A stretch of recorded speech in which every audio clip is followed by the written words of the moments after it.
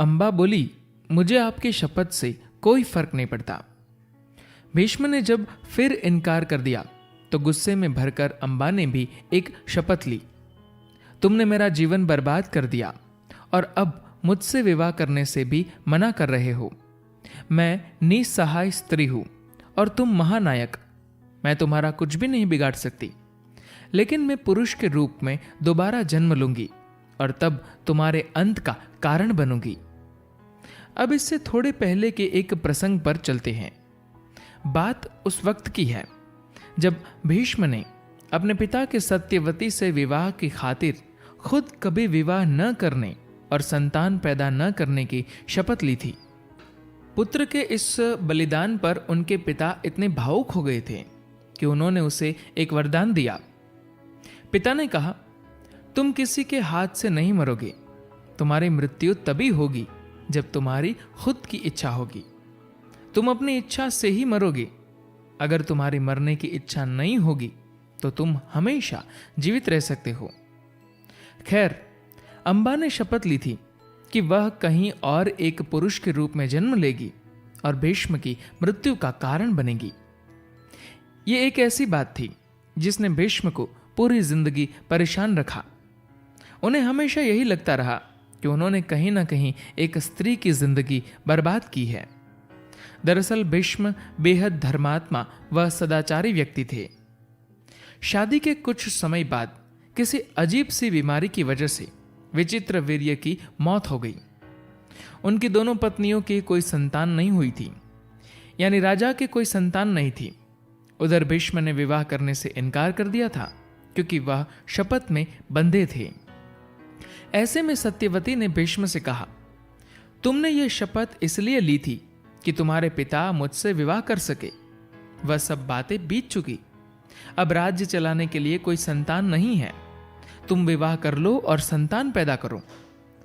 इस राजवंश को भरत राजवंश कहा जाता था।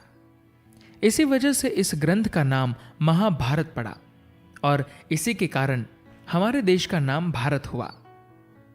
सत्यवती ने भीष्म को समझाया, भरत वंश को चलाने वाला कोई नहीं है, हम ऐसा नहीं होने देंगे, इसलिए तुम्हें विवाह कर लेना चाहिए। ये दोनों लड़कियां अब भी युवा है और इनके कोई भी संतान नहीं है। तुम इन दोनों से विवाह कर लो। लेकिन सत्यवती के इस प्रस्ताव को मानने से भीष्म ने इनकार कर दिया। आर्य परंपरा में ये एक स्थापित चलन था कि एक संस्कार के तहत रानियों और राजकुमारियों का महान संतों से किसी विधि द्वारा गर्भाधान कराया जाता था। संतान पैदा करना कोई अहम की बात नहीं थी। उस समय के लोग ये जानते थे कि स्त्री में बीज डालने के लिए सबसे सही पुरुष कौन है। उस वक्त दुनिया के सबसे महान संत कृष्ण द्वैपायन थे। खैर, यह निर्णय किया गया कि अगर वह भरतवंश के लिए संतान उत्पत्ति का काम कर दे तो भरतवंश को अपना वारिस मिल जाएगा और इस तरह वंश आगे चलेगा। ये एक कर्मकांडी प्रक्रिया होती थी। एक खास तरीके से किया जाता था ये सब। कृष्ण द्वैपायन तपस्वी थे। उनके पूरे शरीर पर विभूति और बालों की लटें फैली रहती थी। एक दिन इन राजकुमारियों को उनके पास भेज दिया गया। अंबिका ने जब उन्हें देखा तो उन्हें वह इतने भयानक लगे कि उन्होंने अपनी आंखें बंद कर ली और फिर उन्हें खोला ही नहीं। एक पूरी प्रक्रिया होनी थी। अंबिका ने वह प्रक्रिया पूरी की, गर्भवती हुई और फिर धृतराष्ट्र को जन्म दिया। चूंकि अंबिका ने अपनी आंखें पूरी तरह से बंद कर ली थी, इसलिए धृतराष्ट्र अंधे पैदा हुए। जब अंबालिका कृष्ण द्वैपायन के पास गई तो वह और भी ज्यादा डरी हुई थी। वह डर से कांपने लगी। नतीजा ये हुआ कि उनके यहां जन्मे पुत्र पांडु को नसों से संबंधित बीमारी हो गई, जिसमें वह लगातार कांपते रहते थे।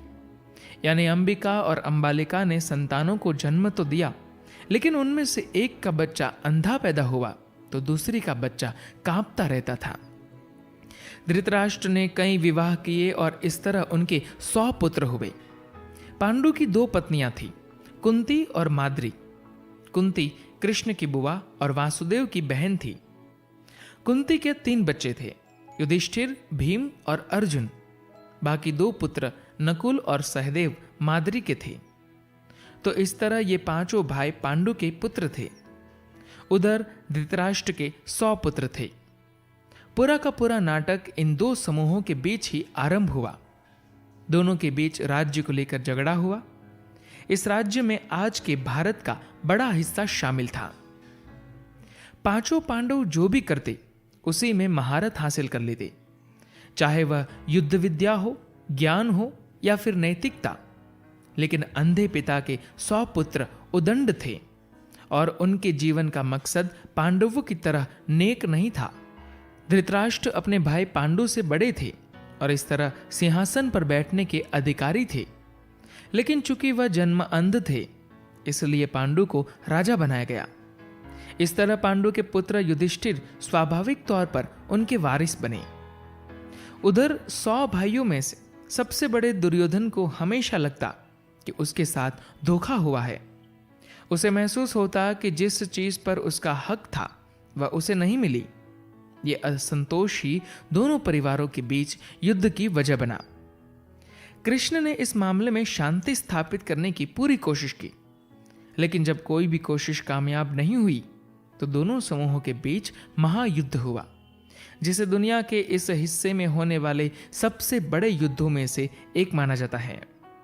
कहा जाता है कि इस महायुद्ध में 5 लाख से भी ज्यादा सैनिकों ने हिस्सा लिया और लगभग सभी वीरगति को प्राप्त हुए। ये आज से लगभग 3500 साल पहले की बात है।